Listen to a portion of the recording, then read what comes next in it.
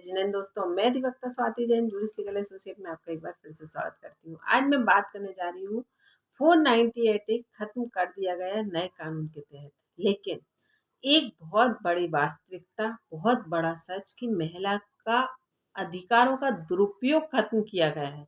महिला के अधिकारों को खत्म नहीं किया गया है, क्योंकि हमारा संविधान यही कहता है कि हर व्यक्ति को अपनी स्वतंत्रता से जीने का अधिकार है। महिलाओं को 498 देने का या 498 में अधिकार देने का कारण भी यही था कि जहां महिला के अधिकारों का हनन हो रहा था, वहां महिला को 498 में अधिकार दिए गए थे कि उसके अधिकारों का हनन नहीं होना चाहिए। लेकिन समय बीता, महिला ने इस अधिकार का दुरुपयोग किया, तो आज इस अधिकार को छीना गया है उन महिलाओं से, या उसका तरीका बदला गया है जो महिलाएं इसका दुरुपयोग कर रही थी।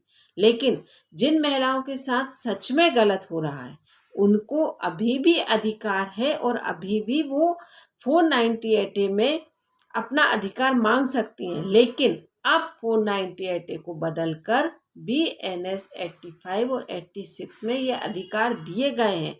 अधिकार एज इट इज है, मतलब जो अधिकार पहले थे कि अगर आपके साथ प्रताड़ना हो रही है, मानसिक, शारीरिक, या आपको धर्म परिवर्तन करने पर मजबूर किया जा रहा है, या आपका धोखे से विवाह हो गया है, जो भी परिस्थितियां थी वो सारी सेम हैं। आप इन आधारों पर तलाक की मांग कर सकती हैं, या सामने वाले पक्षकार के द्वारा अगर आपको प्रताड़ित किया जा रहा है तो आप उसको भी सजा दिला सकती हैं। लेकिन इसमें बंदिशें या महिला के द्वारा गलत ना किया जाए, उस बात का पूरा ध्यान रखा गया है। अभी हाल ही में मध्य प्रदेश हाई कोर्ट का एक केस आया था जिसमें एक महिला के साथ इस तरह से प्रताड़ना की जाती थी। मतलब आज के समय में भी ऐसी परिस्थितियां देखने को मिलती हैं जहां पर उसे उसकी स्वतंत्रता से जीने का किसी भी प्रकार से कोई अधिकार नहीं था, कि जहां परिवार के लोग उसके खाने पीने पर, उसके पहनने पर, या उसको खर्च करने के लिए, मतलब ये तो एक जनरली विवाह के बाद महिला का ये राइट बन जाता है। जहां महिला कैपेबल नहीं है तो नेचुरल है कि उसे अपने पति से मेंटेनेंस मिलेगा, मतलब उसे अपने आप को मेंटेन करने के लिए पति से ही आगे हाथ फैलाना होता है, या पति के द्वारा ही उसको दिया जाता है, या महिला की मजबूरी मान लीजिए या सिस्टम मान लीजिए, नेचुरल है यहाँ पर। और उसको उसकी जीविका का साधन या उसके खान पान की देख रेख करना या उसको उचित जीविका मिल सके, ये सारी लाइफली पति के ऊपर आ जाती है सारी जिम्मेदारियां। तो यहाँ पर उसके किसी भी प्रकार से सारे अधिकारों का हनन किया जा रहा था, और साथ ही उसे इतना प्रेशराइज किया जा रहा था कि वह अगर अपने पीहर बात करती थी तो उसको ये कहा जाता था कि आप फोन पर स्पीकर चालू कर कर ही अपने पीहर वालों से बात करेंगे। तो ऐसी कई कंडीशन अभी भी देखने को मिलती हैं, हम इसे झुटला नहीं सकते। ये हाल ही का एक केस सामने आया, इस पर मैंने सेपरेट वीडियो बनाकर रखा है, आप चैनल विजिट कर सकते हैं। अब बात करते हैं कि जो बार बार मैसेज चल रहे हैं कि अब 498 खत्म हो गया है तो अब पुराने केसेस खत्म हो जाएंगे, या अब इस तरह की कंप्लेंट नहीं होंगी। तो कंप्लेंट तभी होंगी जब आप गलत कर रहे होंगे और उन्हें भी न्याय मिलेगा। हाँ, अब आपके साथ, मतलब पुरुष वर्ग के साथ अन्याय ना हो, इस बात का पूरा ध्यान रखा गया है। और जो कंप्लेंट 498 में होती थी अब वही BNS की 85 और 86 में होंगी। मतलब पत्नी को अभी भी अधिकार है, या ये मान लीजिए कि पत्नी को अधिकार दिया गया है, अभी भी नहीं, शुरू से ही अधिकार दिया गया है। या ये मान लीजिए कि किसी भी व्यक्ति के साथ कुछ गलत होता है तो उसे अपना अधिकार पाना, अपने अधिकारों की मांग करना किसी भी प्रकार से गलत नहीं है, और वो अभी भी हमारे संविधान में बदला नहीं जा सकता। जो सिस्टम है वही चलाएगा, बस उसमें परिवर्तन किया गया है। और हाँ, ये ध्यान रखा गया है कि पुरुष वर्ग के साथ अन्याय ना हो। अब हम बात करते हैं कि ये यहाँ पर तो हमने बात की कि इसका अब 498 की जगह 85, 86 में वो होगी कंप्लेंट। अब अगर ससुराल वालों के द्वारा धमकी दी जाती है तो पहले यहाँ पर, जैसे कि अगर आप ऐसा नहीं करोगी तो आपके साथ हम ऐसा कर देंगे, मतलब दहेज की मांग करना या प्रताड़ित करना, और उसके बाद पत्नी को या बहू को धमकी देना बार बार, या उसके साथ धमकाकर अत्याचार करना। तो यहाँ पर पहले IPC की धारा 506 के तहत कार्यवाही करवा सकते थे। तो अब यहाँ पर बदल कर BNS 351 कर दिया गया है। मतलब अगर आपके साथ कुछ ऐसा होता है तो आप पहले IPS 506 में मांग कर सकती थी, तो अब यहाँ पर आप BNS 351 के तहत मांग कर सकती हैं। अब वहीं हम बात करते हैं स्त्री धन।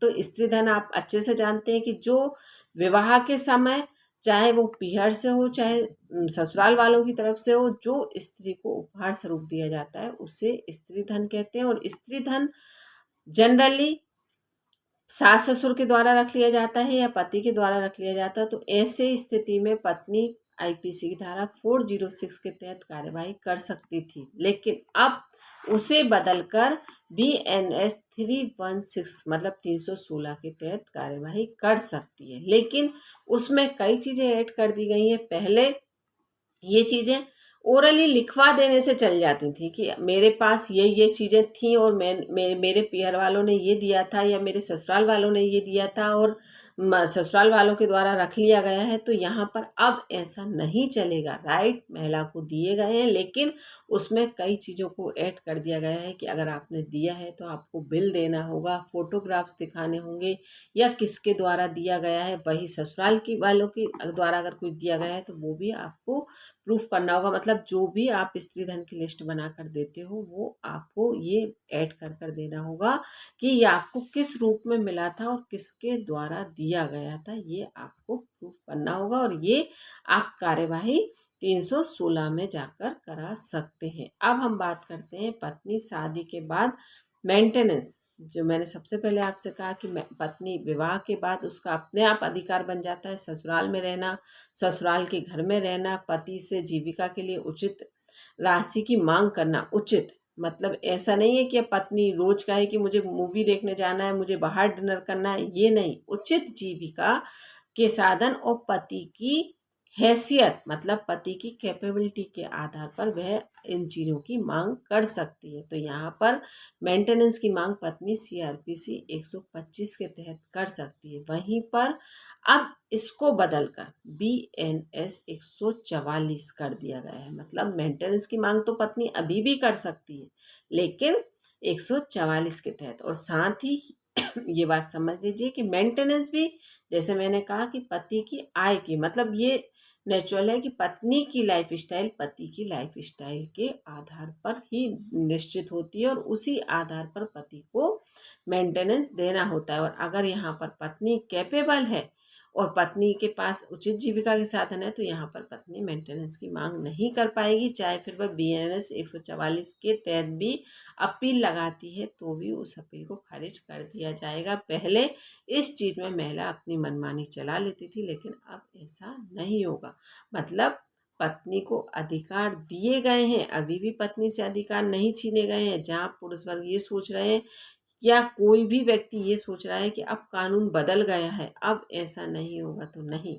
जो जायज है वो अभी भी होगा। नए कानून के तहत सिस्टम में परिवर्तन किया गया है कि आपके साथ भी कुछ गलत नहीं होगा, लेकिन अगर किसी के अधिकार हैं तो उसे वो अधिकार मिलेंगे। आपके अधिकारों का भी हनन नहीं होगा और सामने वाले के अधिकारों का भी हनन नहीं होगा। और साथ ही बात कर लेते हैं इंट्रीम मेंटेनेंस। इंट्रीम मेंटेनेंस मतलब पति पत्नी के विवाद के चलते पति पत्नी अलग हो जाएं। इंट्रीम मेंटेनेंस मतलब जिस समय से अलग हुए उस समय से अगर पत्नी कैपेबल नहीं है तो नेचुरल है कि विवाद सुलझने तक तो वह कोई अपनी जीविका चलाना बंद नहीं कर देगी। तो मतलब उसको उस दौरान भी अपनी जीविका को चलाने के लिए या अपने केस के ट्रायल में उपस्थित होने के लिए एक एडवोकेट भी चाहिए पड़ेगा, आने जाने का खर्च भी लगेगा, उसके साथ भी उसके अपने उचित खर्च होंगे। तो वो सारी चीज़ों को भी एक हिंदू विवाद अधिनियम की धारा